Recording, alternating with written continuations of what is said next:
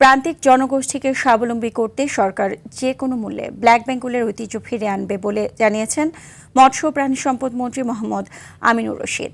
দুপুরে বাংলাদেশ প্রাণী সম্পদ গবেষণা ইনস্টিটিউটের ছাগল গবেষণাগার পরিদর্শনকালে একথা বলেন তিনি।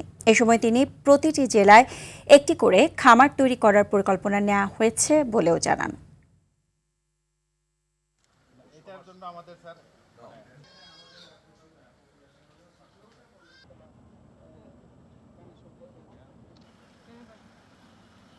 আমরা চাই বাংলাদেশে বেশ কিছু চর অঞ্চল আছে মহিষের জন্য সবচাইতে সুইটেবল ওই জায়গাগুলি।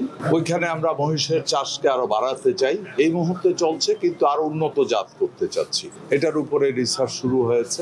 আমরা আশা করছি এর ভিতরে আমাদের বিজ্ঞানীদের বক্তব্য অনুযায়ী আমরা অনেক দূর এগিয়ে গেছি।